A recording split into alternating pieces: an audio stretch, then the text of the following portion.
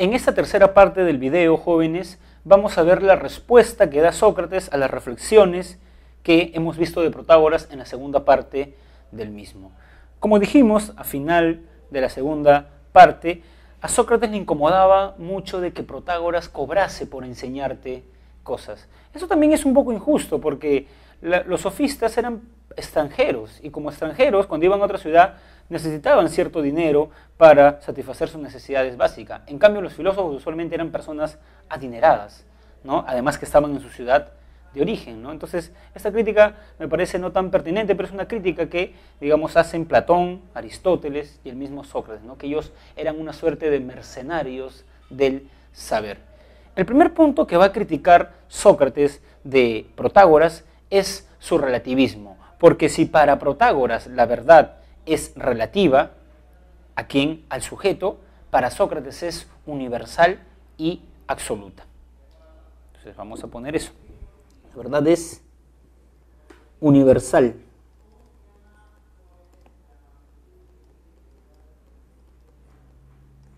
O sea, jóvenes, si para Protágoras la verdad dependía del sujeto, la verdad para Sócrates era válida para todo sujeto. El ejemplo que pone Sócrates es el de las matemáticas. 5 más 5 es igual a 10. Vimos cuando explicamos a Protágoras, les pregunto a dos de ustedes, ¿siente calor o frío? Uno siente frío y el otro siente calor. Para que siente frío, hace frío, para que siente calor, hace calor. Independientemente de que no están de acuerdo en torno a si hace frío o calor, ellos dos van a tener que aceptar que 5 más 5 es 10. Lo mismo del ejemplo de la cena. Vamos a comer un pollo a la brasa y a algunos les gusta y a otros no. Independientemente de esas disputas, ambos van a estar de acuerdo de que 5 más 5 es 10. Quienes crean que Alan García hizo bien al suicidarse, quienes crean que no, independientemente de eso, 5 más 5 es 10 para ellos. O sea, hay cosas universales. Y precisamente, o por tal motivo, la filosofía debe buscar y pretender ese tipo de verdades universales, no verdades particulares y subjetivas. Otra cosa que es distinta entre Sócrates y Protágoras es el método filosófico. El método de Sócrates, que es bastante conocido, es el de la mayéutica. ¿Qué es la mayéutica? La mayéutica, jóvenes, es el arte de hacer parir o hacer alumbrar, hacer parir ideas. Sócrates cuenta que aprendió este arte de su madre. La madre de Sócrates era comadrona, ayudaba a las parturientas a alumbrar a los hijos que ellas tenían en su vientre. Sócrates llama su labor filosófica mayéutica en honor a la labor de su madre, porque Sócrates creía que era como una partera, pero espiritual. Sócrates creía que las personas estaban preñadas de ideas. O sea, el sofista te quería enseñar. El sofista, más o menos, para hacer una analogía, veía tu alma como algo vacío, que él te iba a enseñar, vertir el líquido del conocimiento, y por eso te cobraba. En cambio, Sócrates decía que cada uno tiene la verdad en su interior. Lo único que iba a hacer Sócrates era ayudarte a tomar conciencia de eso y hacer que tú alumbres tus ideas. Él no te va a dar sus ideas, te va a ayudar a alumbrar tus propias ideas. La mayéutica, jóvenes, a pesar de que no está sugerido en su separata, tiene dos momentos claramente diferenciados. El primero es el momento de la ironía.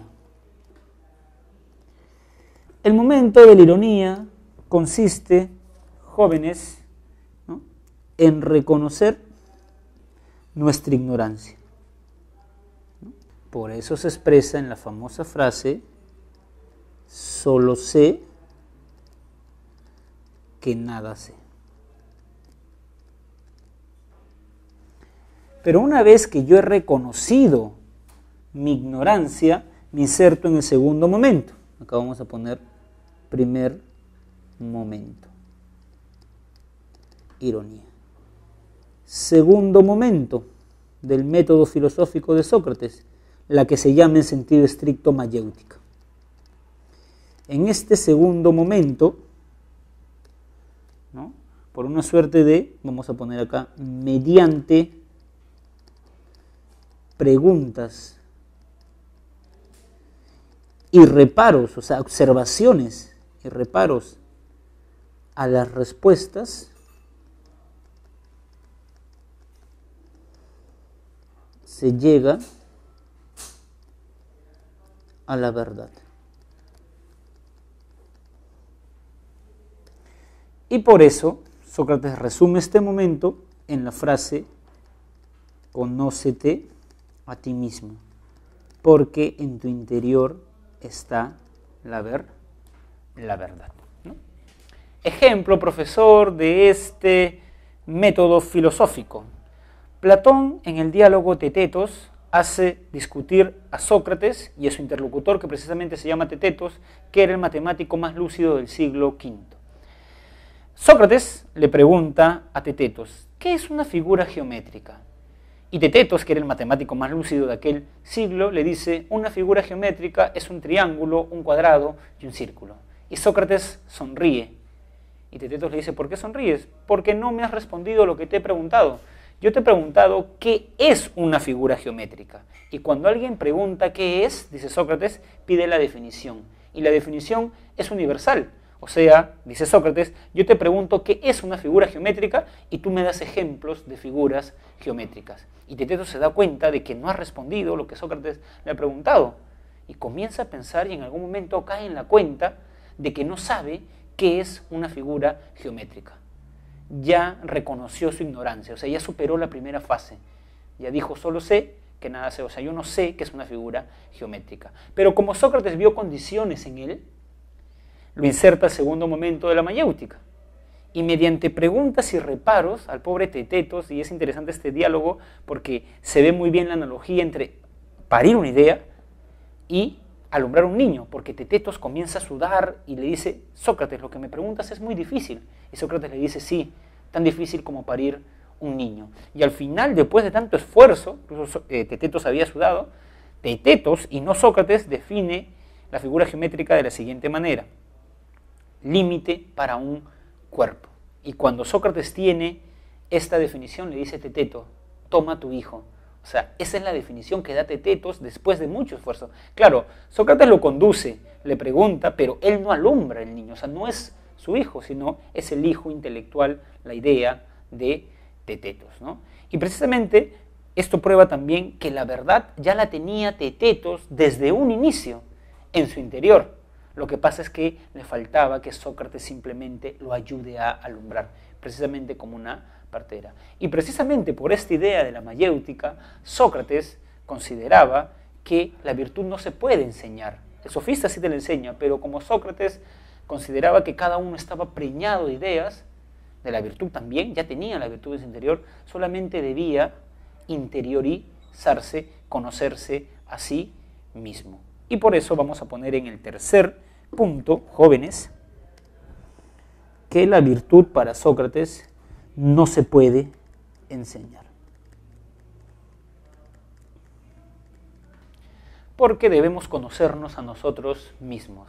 Y para traer a Sócrates a nuestro día, porque siempre se puede hacer eso, habría que decir que Sócrates en nuestro día diría que el conocerse a sí mismo supone conocer nuestra interioridad, nuestra alma. Por eso dice en su separata que para Sócrates es más importante cultivar el alma que cultivar el cuerpo, porque así nos conocemos a nosotros mismos. Sin embargo, ahora en nuestros tiempos de tanto apego, por ejemplo, a las redes sociales, podríamos decir que Sócrates nos diría que esa exterioridad que nos dan las redes sociales son una suerte de no conocernos a nosotros mismos, sino que nosotros más bien tenemos que interiorizarnos, ¿no? Por eso estoy seguro que si Sócrates estaría en nuestros días, diría algo más o menos parecido a lo siguiente, ¿no? Conócete a ti mismo, desconecta tus datos, porque nosotros vivimos, por el contrario, en una cultura de la exterioridad, y Sócrates no apostaba por eso. Además, Sócrates era consciente que esta labor de la mayéutica, de hacer que cada persona como que piense por una misma, o sea, piense ella, y ella misma llegue a las respuestas, a las preguntas que lo conmueven y le afectan en la vida, era una labor tan difícil que las personas que Sócrates le aplicaba la mayéutica usualmente, digamos, tenían cierto desapego hacia Sócrates. Esto lo sabemos porque Platón, en la Apología a Sócrates, cuenta que los discípulos de Sócrates fueron al oráculo de Delfos y le preguntaron quién era el ciudadano más sabio de toda Grecia. Y el oráculo respondió: Sócrates. Sus alumnos quedaron pasmados, pues sabían que Sócrates decía: solo sé que nada sé. Entonces le preguntaron cómo una persona que dice: solo sé que nada sé, puede ser el más sabio de toda Grecia. Y lo que le dice el oráculo es algo interesante, que todos los seres humanos son ignorantes. El detalle es que a pesar de que todos son ignorantes, algunos creen saber, y en ese sentido ignoran su propia ignorancia. En cambio, Sócrates era ignorante, como todos nosotros, pero al menos reconocía su ignorancia, y en ese sentido sabía algo, sabía que no sabía. Por eso estaba un paso adelante de todos los mortales. Esta buena nueva, los discípulos de Sócrates se la dan a Sócrates, y Sócrates también queda afectado, conmovido, no es que se alegra por esto. Entonces Sócrates le pregunta, o más que ello, se entrevista con los sabios que la comunidad juzgaba como tales, los famosos 7 sabios, y les comienza a querer aplicar su método filosófico. Primera fase: reconocer su ignorancia. Y estos sabios quedaban fastidiados con Sócrates, porque decían: Sócrates, espérate, tú me quieres hacer asumir que soy un ignorante, pero si yo soy un sabio, ¿o es que estás envidioso de mi título? Y fueron 2 de estos sabios que le abrieron un proceso judicial a Sócrates. Fueron 2 los cargos que se le achacaron. El primero, corromper a la juventud, o sea, hacer pensar a la juventud, era corromperla. Bueno, si es así, hay que corromper a la juventud porque hay que hacerlos pensar y no aceptar dogmáticamente muchas cosas. Y el segundo cargo fue decir que Sócrates no creía en los dioses de la comunidad. Y eso es cierto. Sócrates no creía en Apolo, Dionisio, Zeus, Hera. Sócrates creía en un dios que se llama Daimonión, que era una suerte de dios intermedio entre los dioses de Olimpo y los seres humanos, que era, dice Sócrates, como una voz interior, lo que los psicólogos llaman ahora conciencia. Sócrates sabía que siempre antes de tomar una decisión debíamos preguntarle a nuestra conciencia. Precisamente por estos cargos Sócrates fue condenado a muerte. Fue condenado a muerte, a tomar la cicuta. Incluso, seguimos con Platón, porque Sócrates no dejó nada escrito. Es interesante además decir esto. ¿Por qué Sócrates no dejó nada escrito? Porque para Sócrates la filosofía era diálogo. Ustedes me preguntan algo, yo respondo. Y en este fluir de la conversación llegamos a la verdad. En cambio, dice Sócrates, cuando alguien escribe algo, no es un diálogo, porque yo escribo un libro, por ejemplo, Descartes, las Meditaciones Metafísicas, y yo lo leo después de 4 siglos, 5 siglos, y no le puedo preguntar a Descartes. En cambio, cuando tú dialogas con alguien, sí puedes hacer eso. Por eso Sócrates no dejó nada escrito, y por eso lo sabemos gracias a Platón. Platón, jóvenes, en un diálogo que se llama el Critón, cuenta que los discípulos de Sócrates estaban tan afectados porque el maestro había sido condenado a muerte, que contratan un grupo de mercenarios para que liberen a Sócrates de la carceleta. Y además hacen eso. Reducen a los guardias, le cortan la cadena donde estaba, digamos, Sócrates encadenado, en la cárcel, le abren la puerta para que Sócrates pueda huir. Y Sócrates ve a sus discípulos y les dice: ya veo que ustedes no han aprendido nada de mis enseñanzas. Sus discípulos quedan conmovidos y dicen: ¿por qué dices eso, Sócrates?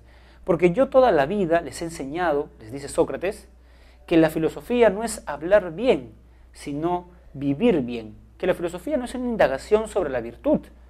O sea, es una indagación sobre la virtud, pero el fin es ser virtuoso. Entonces, sus discípulos le dicen: Sócrates, pero esta condena es injusta.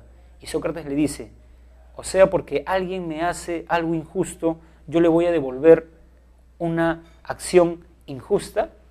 Y en esta parte del diálogo, Sócrates se parece mucho a Jesús, porque si ustedes recordarán, Jesús decía que uno no hace nada de extraordinario cuando ama a quien lo ama, a sus amigos, a sus padres. Uno prueba su virtud cuando ama a un enemigo. Y Sócrates dice algo similar. Cuando alguien me hace un bien y yo le devuelvo un bien, no pruebo nada, dice Sócrates.